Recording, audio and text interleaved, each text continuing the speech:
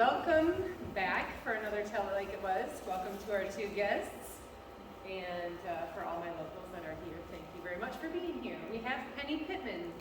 She's going to tell a little bit about our family history and move right on into St. Charles County, which we are a part of. Down here at the very bottom of the county, but we are definitely a part of St. Charles County, so we are tying them together tonight. Thank you for being here. Thank you, Penny.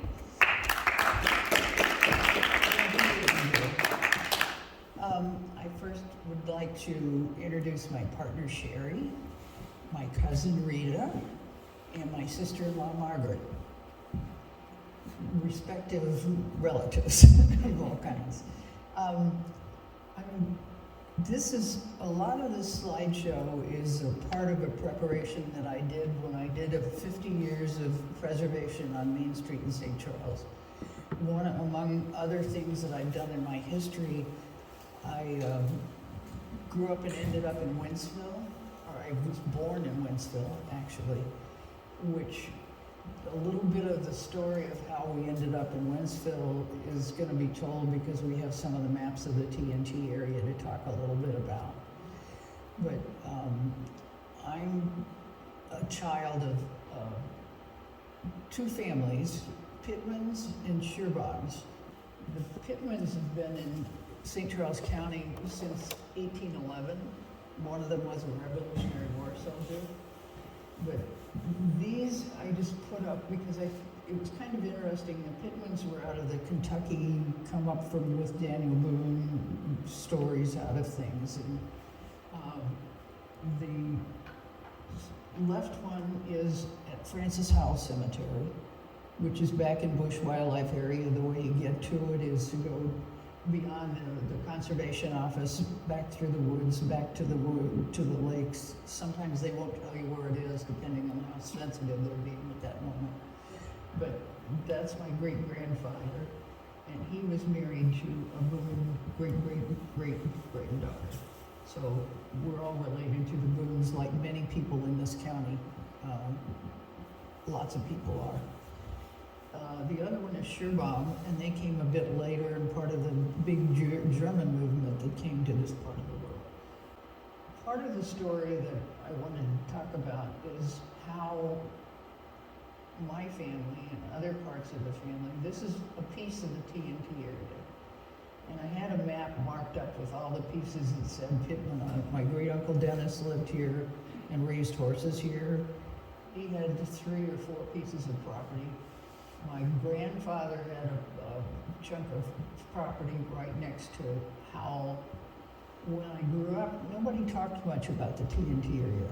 Nobody told much of the story of it. I think it was just, I don't know whether it was sad, but strangely enough, most of the friends that my parents had were names that I find on the map that they were people that they stayed close to. If I look, I had sort of an honorary uncle who came out and had a little weekend place that was out next to us because I think he couldn't stay away from the country that much.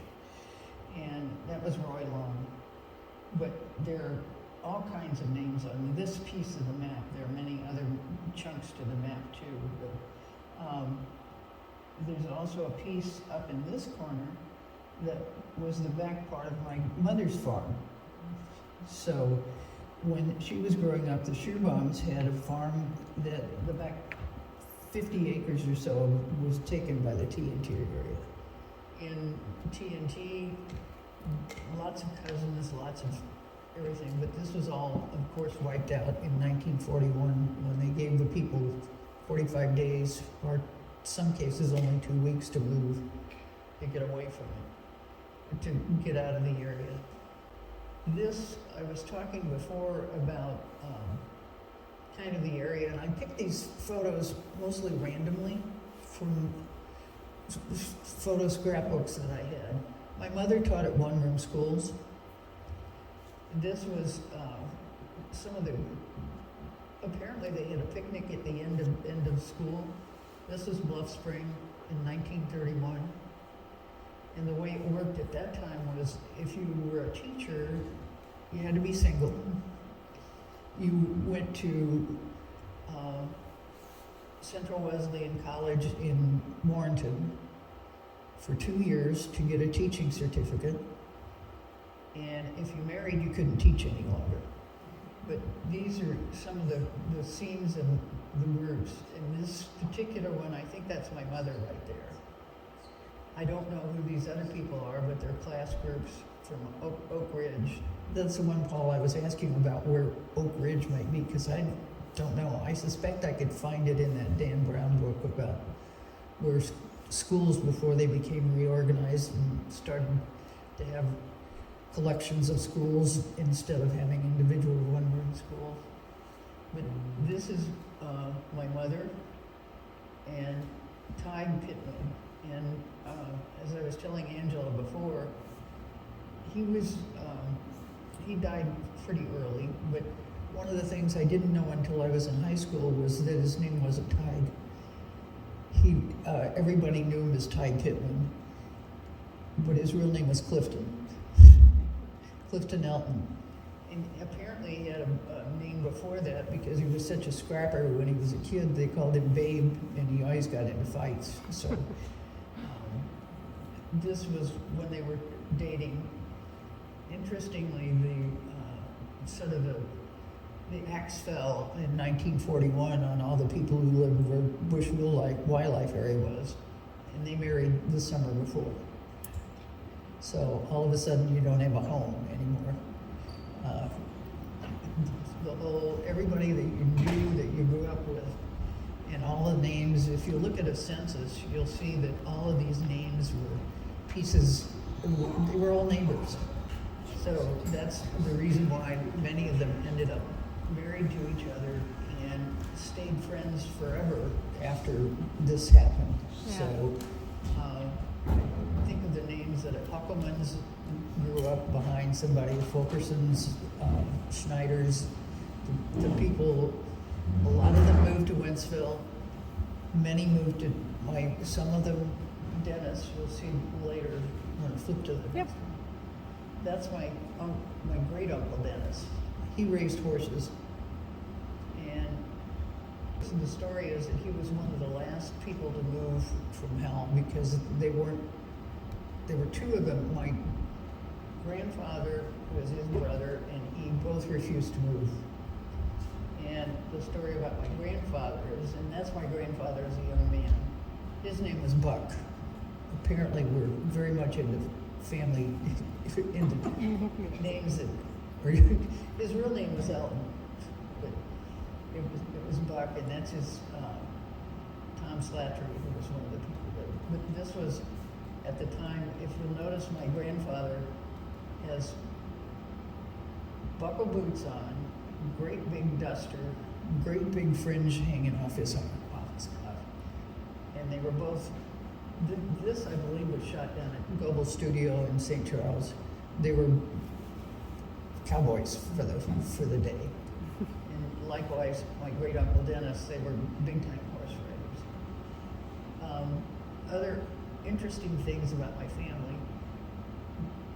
If you want to know anything about the TNT story and how that happened, the best thing is to look up the TNTstory.org. Bob Braille assembled the information, and he's an excellent researcher, and it's vast and interesting. But one of the things that he mentioned to me, see this lady right here? This is my Aunt Mary. When he was looking through the census, he discovered that the only professional athlete in St. Charles County was Mary Sherbaum.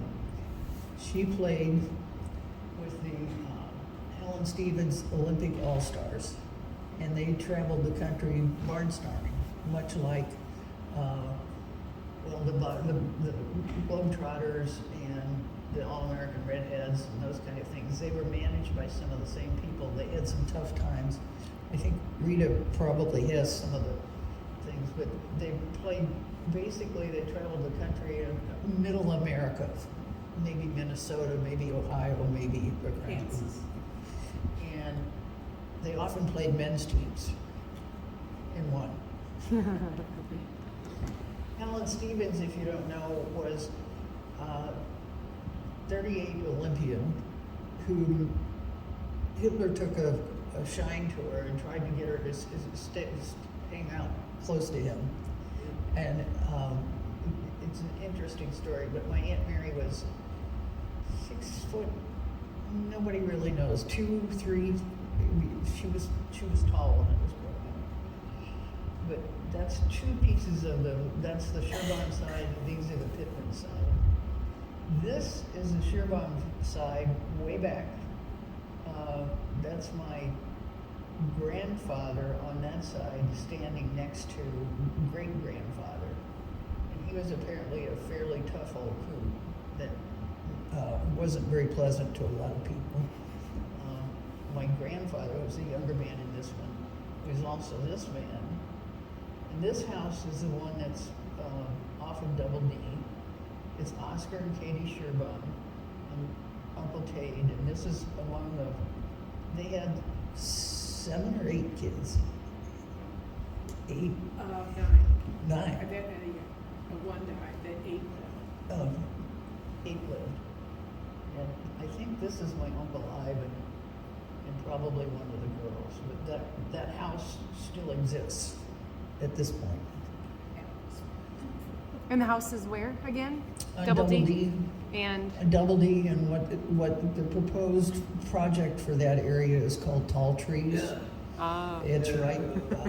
Across from the school. Okay. This is the one that I believe their farm is quite beautiful. It backs up to Bush Wildlife because the TNT area took 50 acres of their farm and turned it into the TNT area. So there's a fence up the hill on the backside of their farm.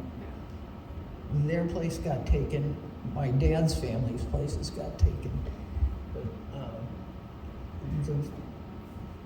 the last go-around that I understand about the subdivision for this particular piece of property is that it's still hung up in nothing has happened, but they're trying to put, one proposal was for 270 homes, one was for just lots of homes. Yeah. And I think maybe 300 people showed up to protest it when they did the zoning set of things.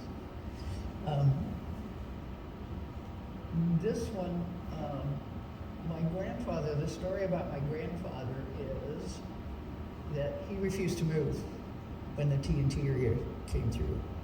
And I have the rocking chair, but he refused to move, and so they brought a crew out, picked him up in the chair, and set him in the back of a pickup truck, and drove him out to the outside gate to the TNT area, and burned the house down, so he couldn't come back. He and my Uncle Dennis were apparently, great Uncle Dennis were apparently very adamant about not moving. At this point, they'd already been messed with enough through this whole process that they'd had it, that neither one of them was going to move, so. And can you let everyone know who did the painting? Brian Haynes. Oh, Brian Haynes did the painting. A local favorite. Yep. I had asked him Yeah, to do yeah. the painting because I had heard it from a couple of cousins about the story of what had happened and that they burned the house down, so he couldn't go back. Oh, so you asked Brian to do it? Yes. Oh, nice. And that's written in his book. Mm-hmm. And this is my nephew Tim and I over at, I had mentioned that the first Pitman that I know about in this area came in 1811. This was John Pitman, who is more like a great uncle. I straight up is Thomas Pitman. There were 3 of them, 3 brothers that were all Revolutionary War soldiers. This piece is in Cotterville, and that tombstone has been reassembled a few times. Then other things, as you know, there is a Pitman funeral home here in Augusta, and this is back. The brother was a brother to. Let's see if I can figure out which one's the brother. This is Tarleton, who is Jim's dad, whom you all probably know, Jim Pitman. And this was the hearse that they kept in Winsville. And this particular one is we made a trip to Kentucky because there is a place there called Pitman Station, and part of the people that were there, the Bryans and the Boones and the Pitmans and the Van, whatchamacallits, were called log hunters. They would go hunting for 3 months at a time or 4 months at a time to collect fur, to get beavers and so on. And they would try to avoid the Indians while they were doing it, but they set up these small kind of fort areas. As I said, I'm kind of hopping all over the place, but this was James C. Pitman, is the father of this Pitman and this one. And he apparently was well loved in the neighborhood, at a huge funeral, but he was doing just fine, and then he died, just very suddenly. Next page again. This, the Pitmans, that's my grandfather, and that was one of his sons who died later. This is my Uncle Virgil, who was pretty well known. My guess is that most of the wells in Augusta at the time were drilled by either my grandfather, my dad, or my uncle. They were kind of the only people in the well drilling business at that time, and they traveled everywhere. They drove all over the county doing wells. They did some in Augusta, I know. They did some up off of Highway 40 in Capital. They drilled some of the city wells and so on. But my grandfather was in the business of drilling wells, and then that's him. That was Buck.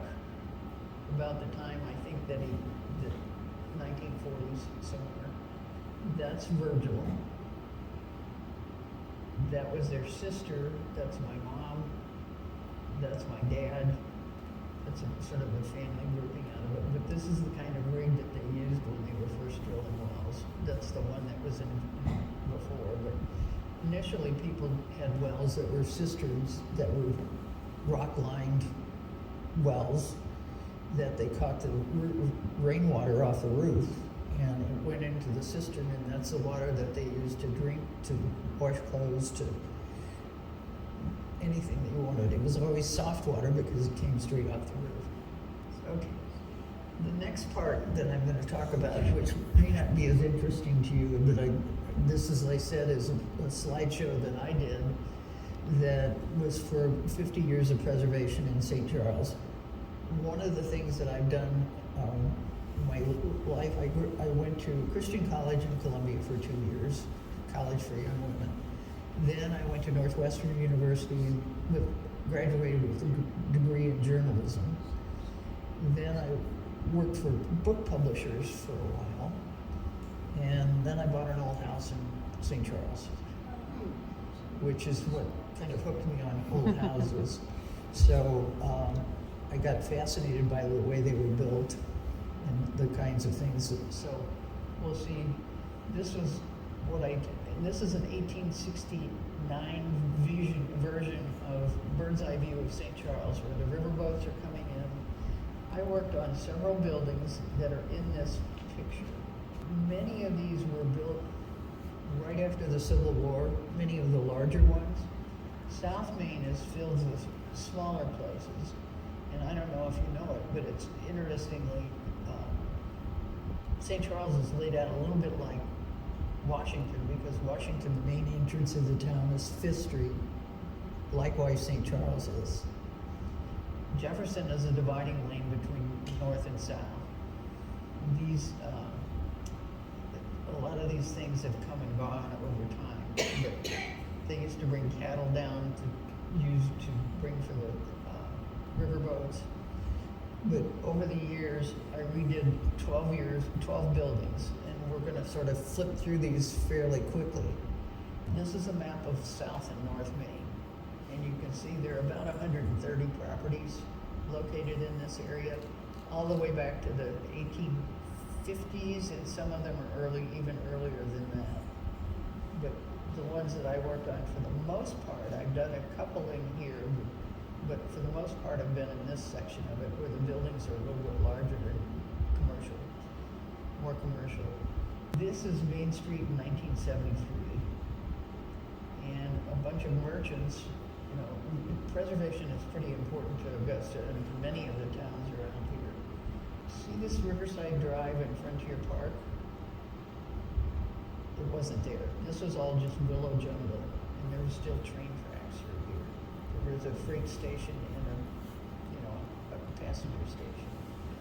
One of the things that happened to St. Charles, and this won't be terribly sensitive to some of you, was that they decided in the late 60s that they were going to do a pedestrian mall.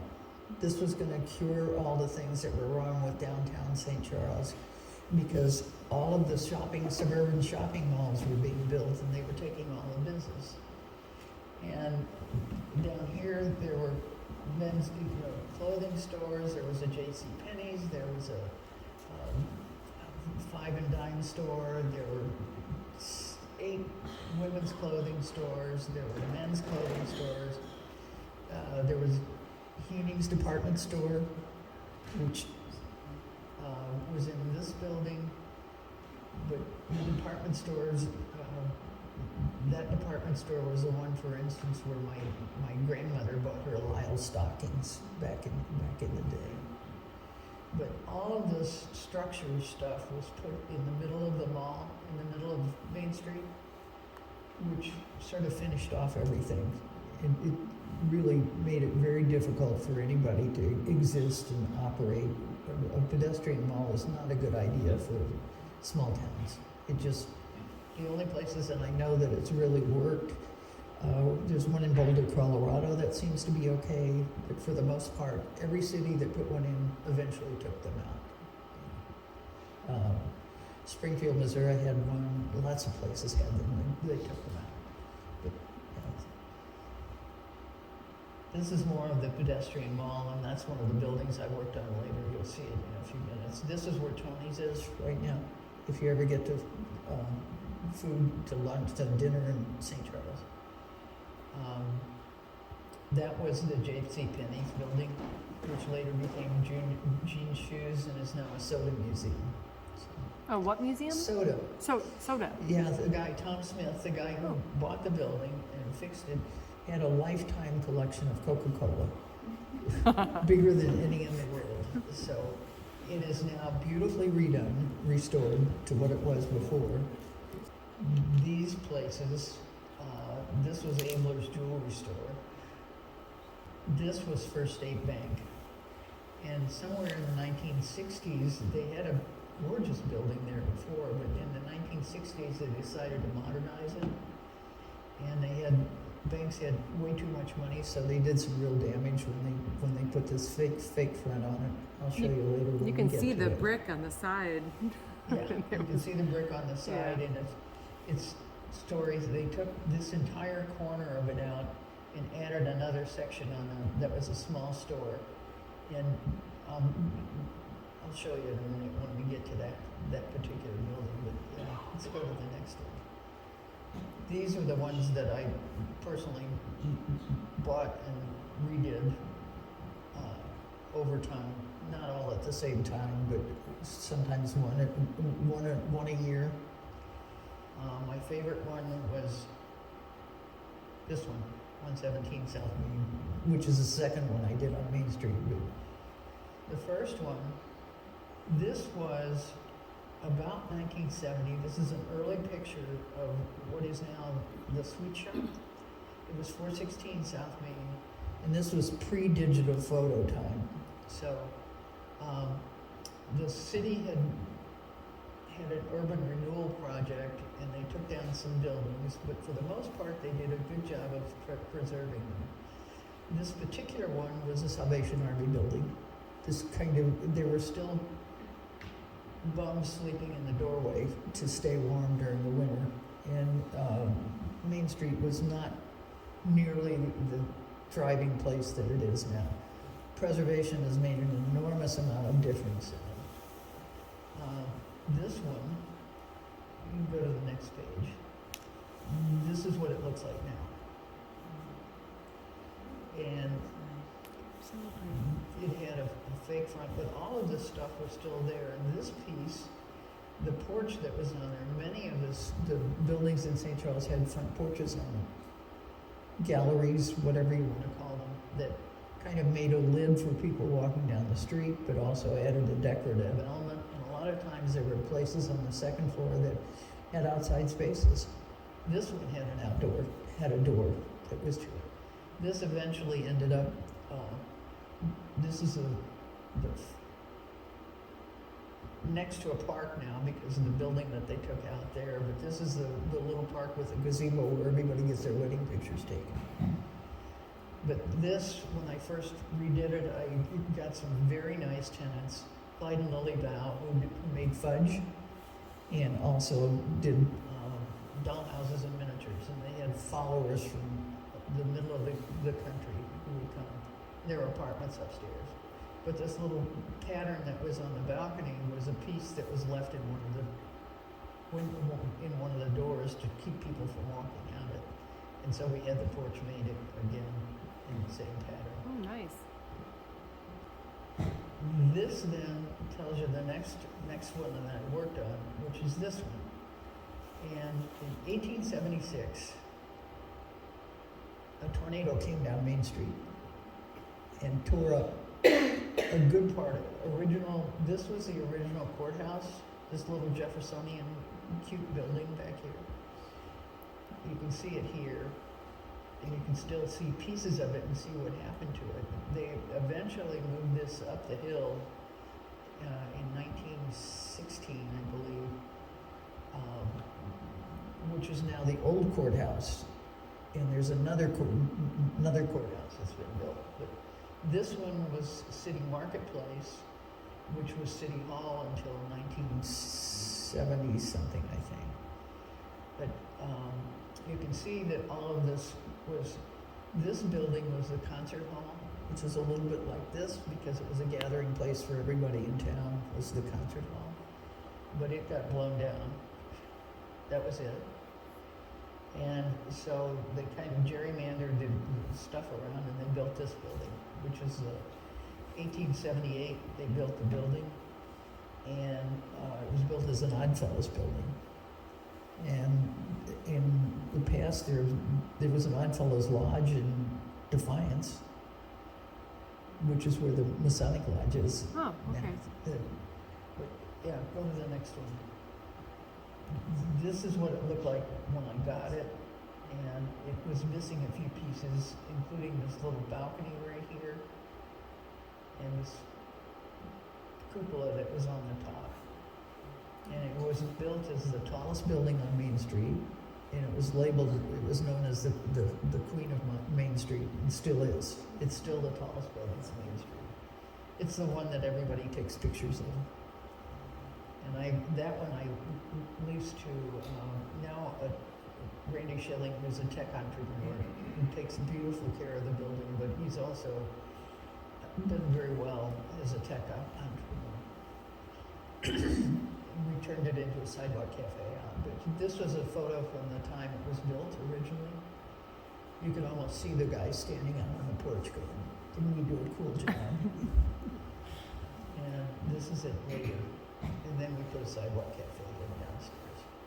And that's the old post office, which is now a tech incubator startup. This is what it looks like now. We built this cupola on the ground and had a crane come in and set it. It's 55 feet from there to there, plus another however many feet on the top. And that one was done in 1987 and given many colored paint job. This was 104 South Main, which was a millinery place on the top, and it was a dry goods store down below.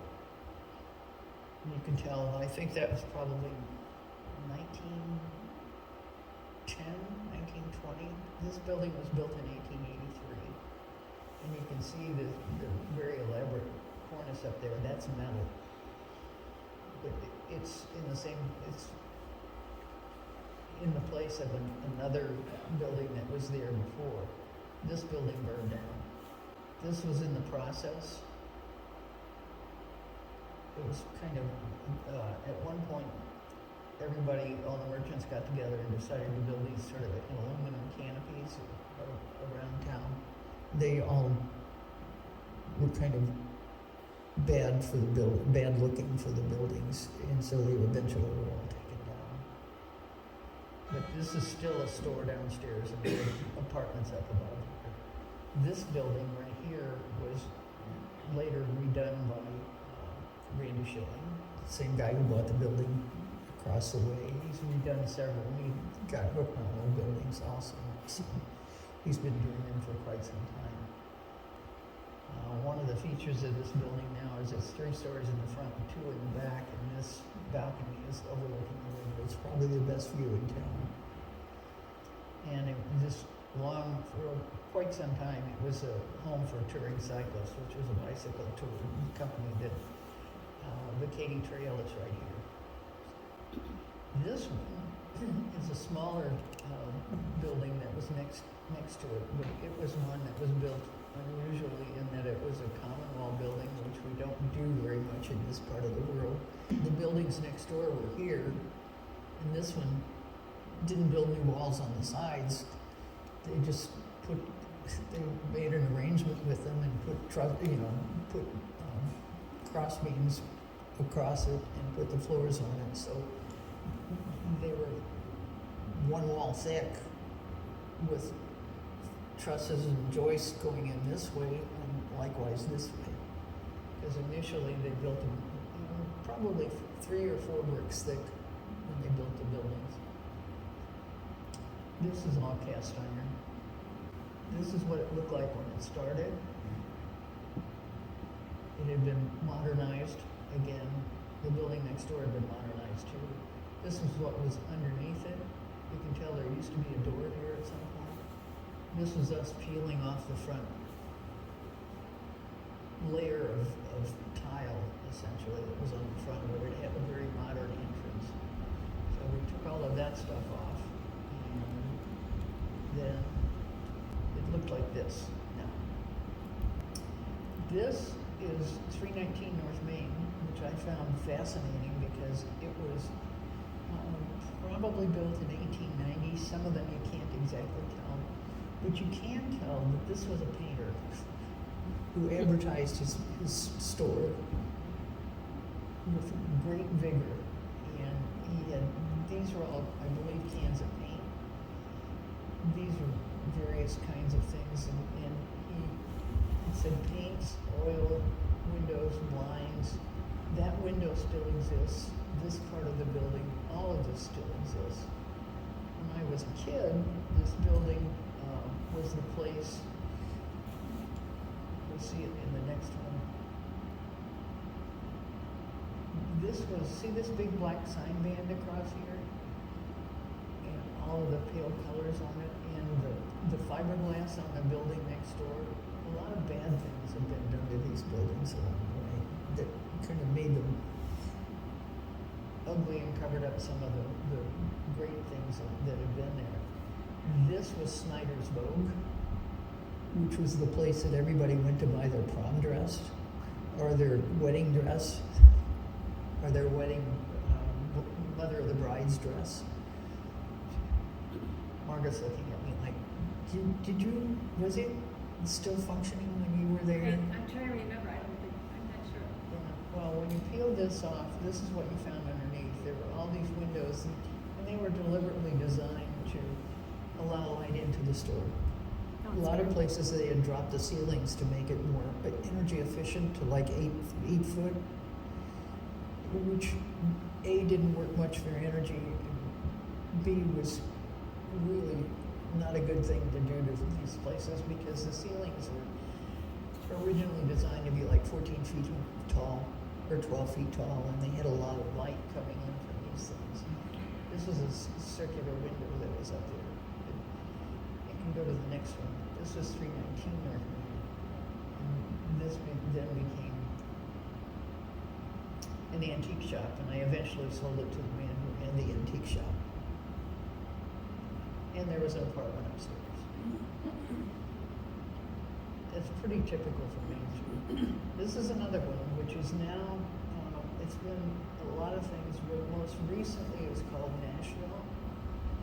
But if you look, this was John Schultz Plumbing. It was a very sanitary building because all of the stuff, this was glazed green brick, has a metal cornice across the front of it.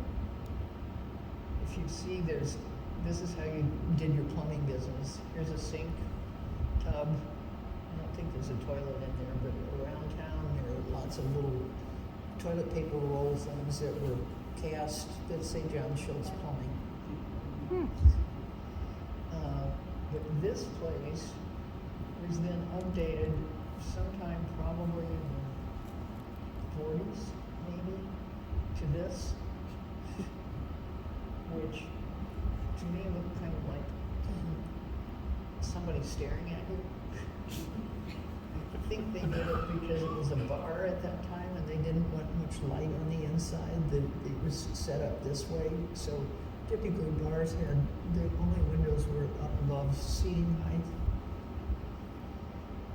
This was probably, judging by the car, 60s sometime.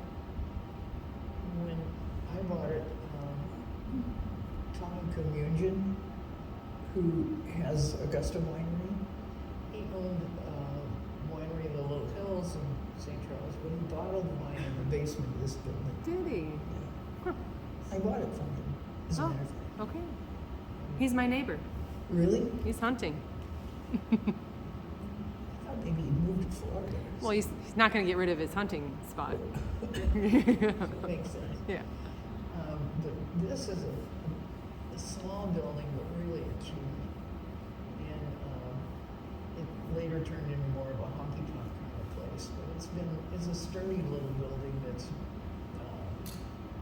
go to the next one and see what it looks like. So you can see the green glazed tile, and then all of the tile on the entry served area was blue and white to make it very sanitary. This line drawing is from, you may be familiar with the 1875 Atlas of St. Charles County. In the front and back of it, there are pictures of many of the houses that were around the county. And also, this was the Francis Overcutter building. He was a shoemaker that came from Germany. The early part of the building was built here, and then he rebuilt it in 1878. 1875 as the Overcutter building, which was a business house. I've never figured out what business house means, except I think it had offices upstairs, or maybe let rooms by the hour. That one you can see that this was very definitely a mercantile store, and it actually at one time was owned by Captain Denker, who was a riverboat captain who also owned this building. And at the time that I bought it, the balcony was missing. And somewhere in history, the Masonic Lodge bought it and added another few feet in height and redid the inside of it with a steel frame. But it then became the Palace Clothing Store. This is what it looked like because they had painted it white. This extra parapet wall up here was added by the Masonic Lodge. They had their meetings upstairs on the 3rd floor, and they had a 2nd floor that was kind of the chili parlor, pancake place to have communal dinners, and downstairs was a department store. So it used to be white, and it was turned in more of a dark brick color. This is what it looks like after it was redone. This little sidewalk cafe. And this was when it was Huning's department store. I'm surprised there's nobody here who remembers Huning's department store. It hung on a long time. But, It hung on a long time Yeah. down yeah, there. yeah, it was there forever. Years. And they had a shoe department downstairs, but that was the place where, I think they sold fabric. I know they They did. did. Upstairs on this level, like I said, there was a big kitchen and a big dining room. And then all the lodge meeting rooms were up here for the massage lodge. The back building had, somebody lived in the top and there was an eye doctor down below. On the second floor in the very front, they had a dentist and somebody else. It was pretty typical for the way things were set up. So, and that's what it looks like now. This was probably built in 1885, and at the time, these two buildings were built one next to the other, and one guy was a member of the Union Army, and one guy was a Confederate. But this, at one point in its life, this was the phone company. And it had the big wall with all the below central, plug-in. Hucker's Bakery. There was also a drugstore at one point inside. This building, we had to rip out this part of it and redo it back the way it is best how we knew. So. Pardon? They had the best concerts there every weekend for years, and that's how we got a lot of the music here for the Nice. Ramble. For the Ramble at the Harmony. Yep, There was a men's club upstairs. yep. So, actually, that was this building. At one time, he had expanded through both of them. He did, Yeah. and you could walk through, like, Yeah. one part was the bar, and where you could eat, and then you walk through, and then there was a stage, and that was the music room, Yes. where they had the concerts. Yep. And then he lived upstairs. Yes. And now he sold it to a guy who wanted to do lots of Airbnbs. And this is the building next door. This was the one that was the phone company. So I told you that one of these was Henry Denker grocery store. This one, when the tornado came through in 1876, if you'll look, this piece is missing. See, 2 stories on this side, 3 on that side. This is the bottom part leading down. That's a fun fact. We just replaced the cornice 2 years ago. The cornices didn't seem quite right, so these are fiberglass, which is possible to do. And this one now has a 2-story balcony. And this is where Mr. Miowski's bakery is, which lots of people go to visit because he makes great sourdough bread. This is the bank building I showed you earlier. It was a wonderful little Beaux-Arts building. And then it was built in 1907. This was First State Bank. This is what they did to it when they modernized it in the 60s, I believe, and put this granite front on it. And then they locked out this part of it and made the lobby and the rest of the bank go this big. It had a couple of vaults in it, which is always interesting. Next one. So what'd you find in the vault? The ventilator, which is something that so people could do it. One of the other buildings I worked on, 117, had 5 vaults in it. And Wow. at one point, apparently, bank officers were in charge of their own money. They had a vault in their office, and they cashed checks. That's as best I can figure out of it. There were 5 vaults in that building, so. This is why I said they had too much money. This is what they did to that building, including all of the little keystones, all of the pilasters that went up the front were chopped off with hatchets. Aw. This part was completely missing. And strangely enough, we found people who were capable of making the stone parts again for it, and it was less expensive to make new stone parts because they were one at a time. It wasn't logical to try and get something molded, where you could make 2 or 3 at a time. This one, we had some great bricklayers, at the time, made these pilasters up. And then we took care of the upstairs too. This is my little sketch of what I thought it was gonna look like. That's what it looked like when we got done. Wow. But if you, all of this stuff, see where the light color is? That was all replaced, including all of the stonework, all of this stonework down here. A lot of this is wood, but that's a fiberglass harness again too. And then this is another one that's one of my favorites, and this is the last one that I did. That's Tuners. See the one that says groceries on it? That's also where Goebel, the guy who ran around the county taking pictures everywhere, that we have great records of things because he did take pictures.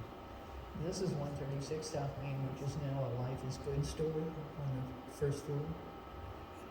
And this is a street that led down to the river.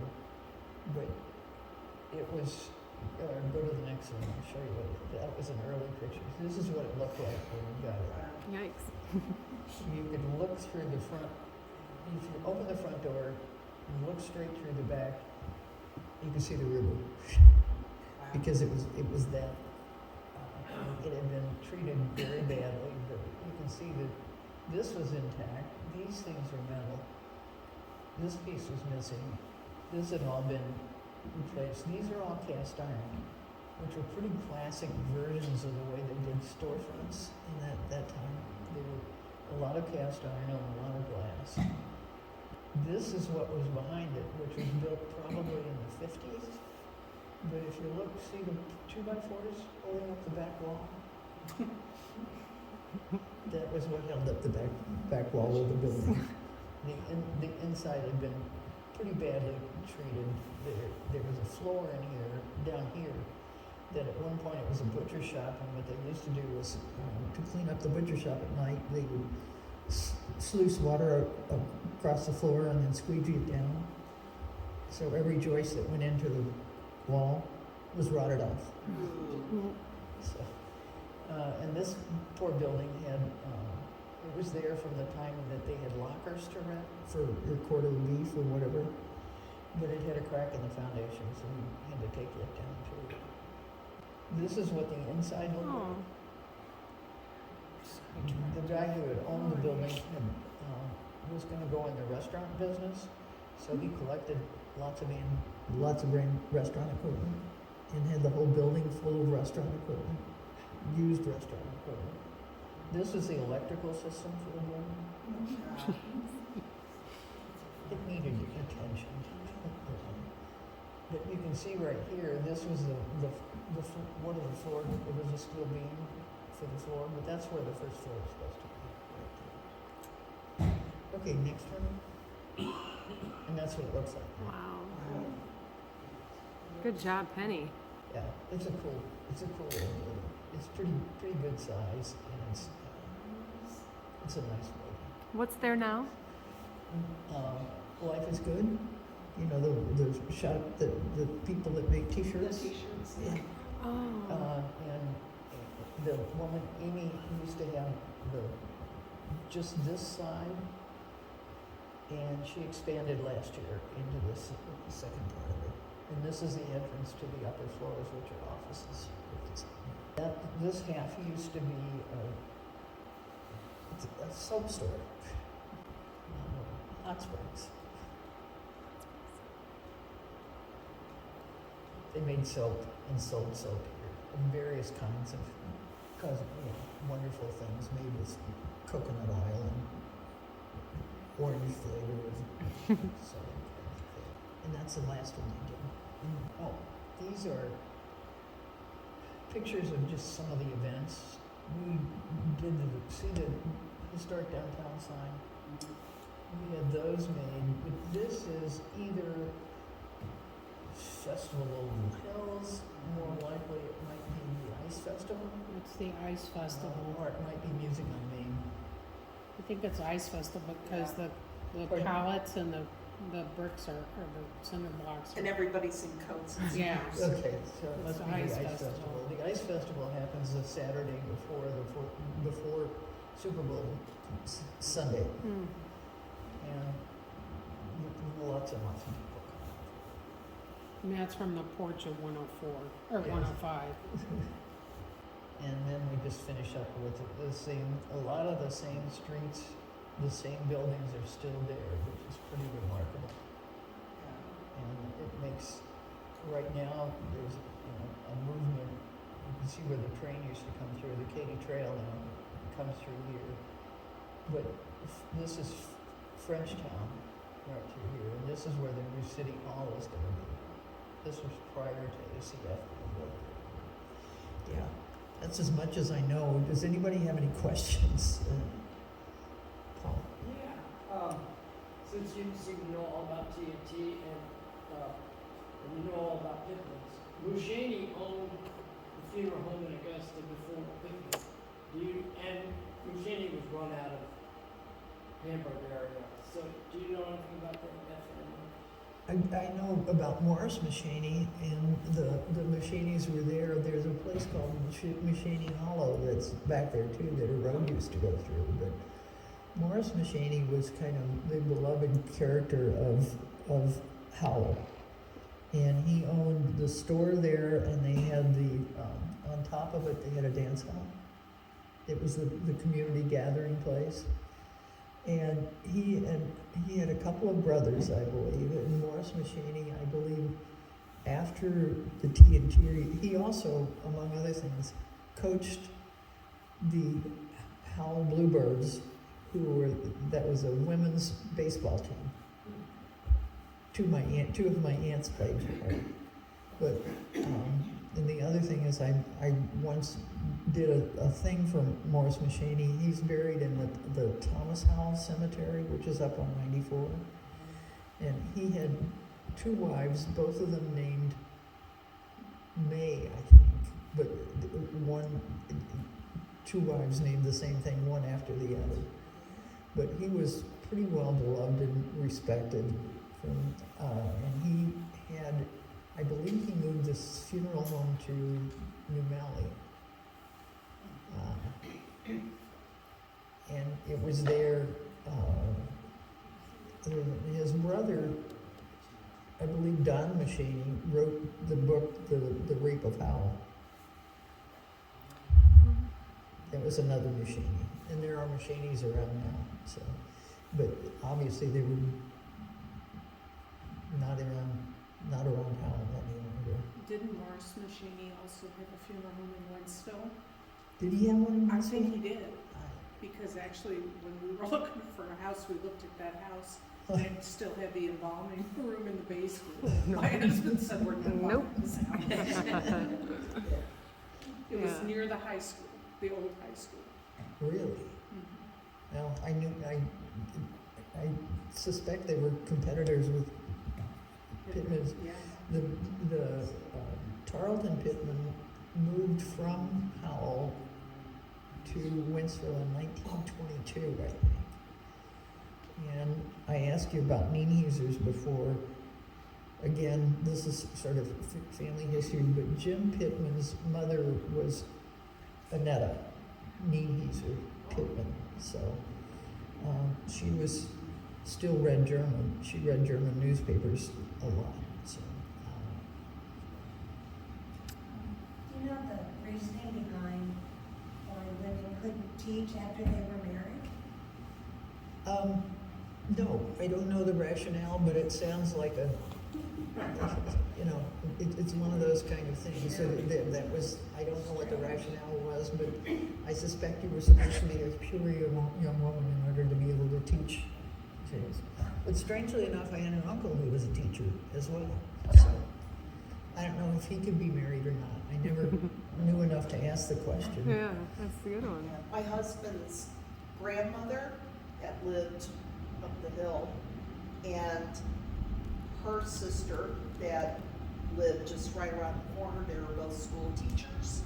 And one taught in Osage at the schoolhouse by the old cemetery, and the other one taught off of Mall Road and also off of Highway F. And they were both not married, and they would take a horse and buggy, and they would have to stay there all week with some family who only get to come home on the weekends. Wow. That's exactly it. My mother told me stories about, she lived with the Schwades, who lived off of Schwade Road and taught at, I believe, one of those two schools, either Bluff Springs or Oak Ridge.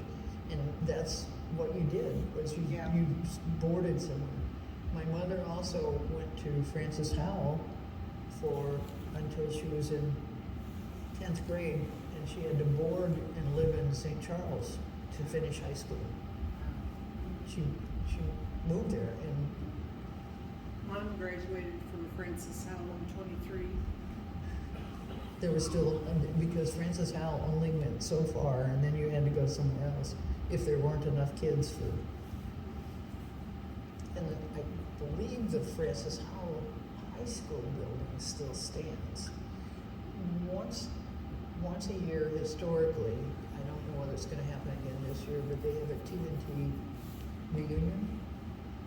And a lot of the people, it's now been 60 years since the TNT area happened. But before, for years and years and years, I know my Uncle Virgil came every year. And whenever one of the people who would die, they would ring a bell for, that had been a part of the where Bush Wildlife is, that were either Howell or Hamburg. And I didn't go this last year, I did go the year before, and they have relatives and descendants of people who were there still come. There aren't very many people. The last I knew, Carl Gerdeman was still alive. He was like 6 years old or something when the TNT area happened. But I doubt that there are many people left that were actually part of it. But the story lives on, and like I said, if you're curious about it, the TNT story, Bob Braille. I had a question about some of the restoration. Did you did you get any help with grants?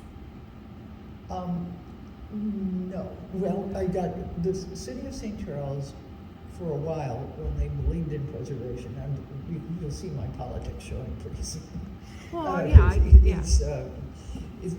They did do facade grants to assist in getting the fronts of buildings done. The current mayor doesn't believe as much in those kind of things.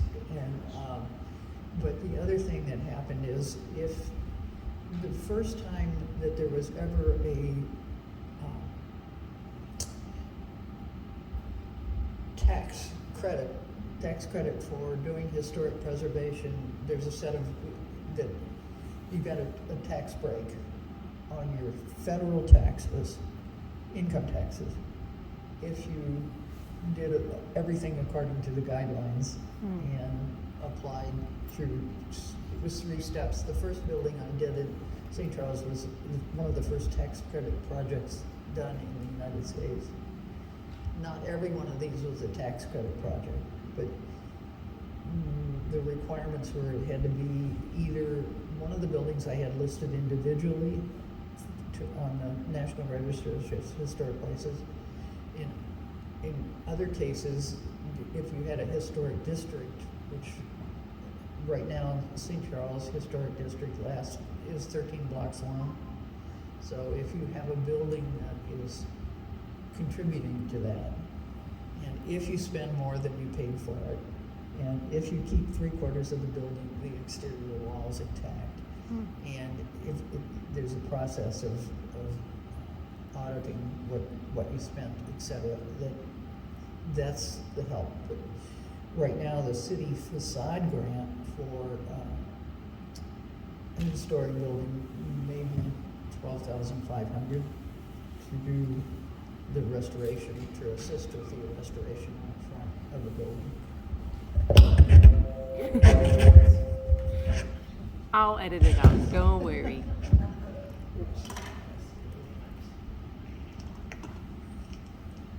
And You can just hold it too if you want. I mean, pardon? whatever you're comfortable with, you can. I'll try to make it stick up here.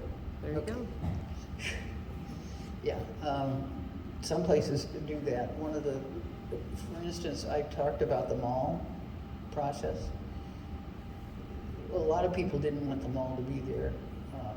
A guy named Kenny Allman, who owned Allman's Newsstand, which was the place in town you could buy a New York Times or a cigar. Those are the things. He didn't want to have it, and he protested mightily when the city decided to go through this process of making this mall and closing it down to vehicular traffic and building these little structures in the street. It lasted, I think it stayed in place maybe 15 to 20 years. In order to get it out, the people who owned the properties paid a third of the cost of taking it out. And Kenny Allman, when they were taking the structures down, had a big piece of poster board hanging around his neck with, "I told you so." on it. Another question, are you currently, I mean, I know the answer, but currently on any boards, helping out moving forward for any other future projects? On any other boards? Well, just any other committees and... Yeah, for a very long restoration. time, I was on the Historic Downtown Board. And what we've done in the last, I guess 4 or 5 years now, we've put together a not-for-profit called the Main Street Foundation. And what that does for you is give you a different structure that is separate from the city, that allows you to accept donations from people if they give them, and also to apply for grants. And I can't say that we've gotten any grants, but we have gotten donations from people for trying to keep Main Street safe and keep it as welcoming as it is. Mhm. So, Mhm. and Is keep there- the architecture pretty pure. Where can people find that link? Do you have the website or? stcfoundation.com, our St. Charles Main Street Foundation, Good. stcfoundation.com. Good. Well, that helps get the word out. Yes, yes. Is there any other questions? Yeah. Oh, Paul has one. This is strictly curiosity. Did John LaPointe ever work for you in St. Charles? Who? John LaPointe. No. His daughter was a tenant of mine in one of the apartments above the first building I ever did. So, yeah.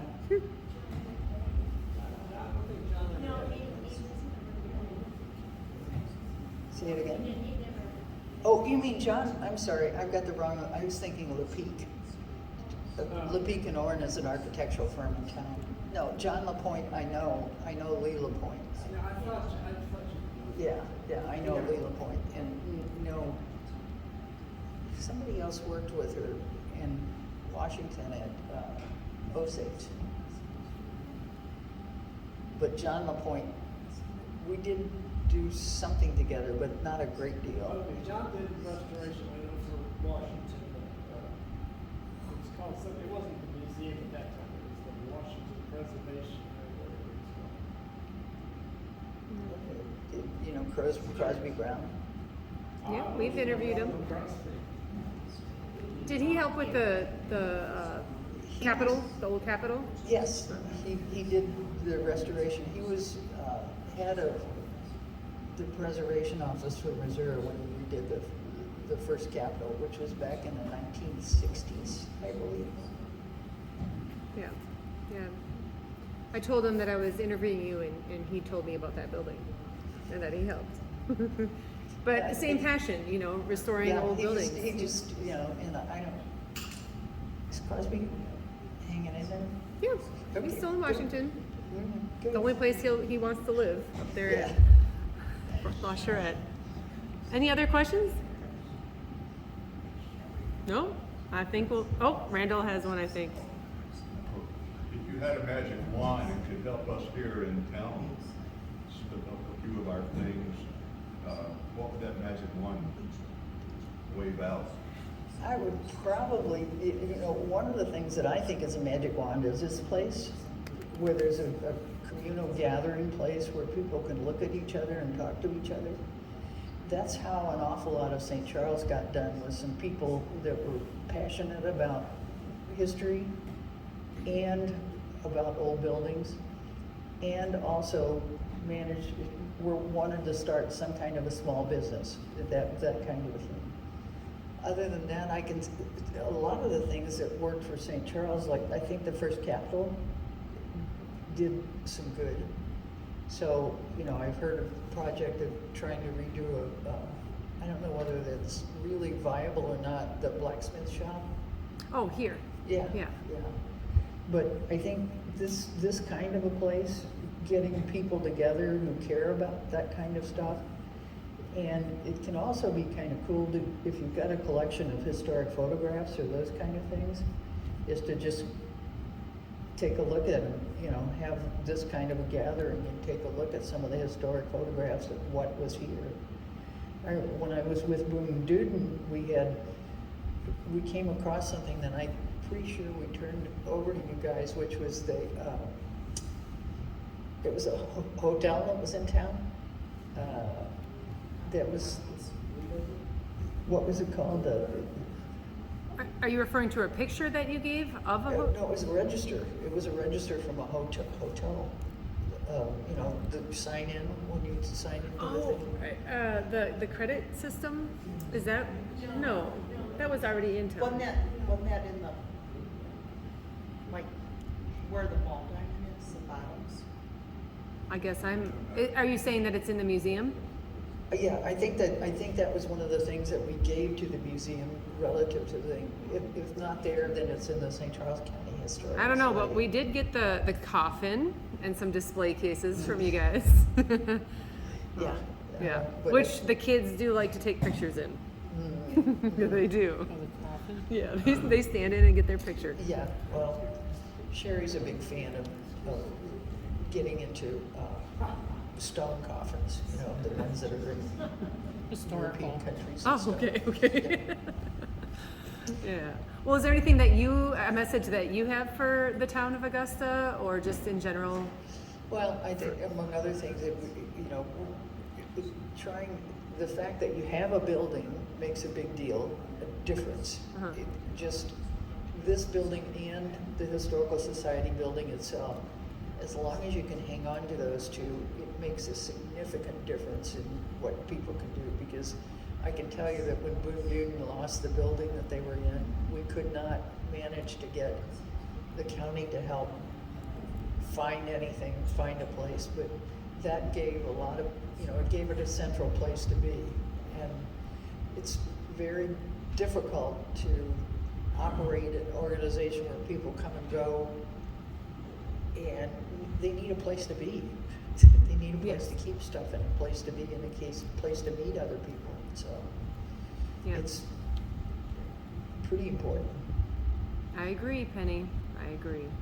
All right. Well, with that, thank you so much for being here with us tonight. Thank you.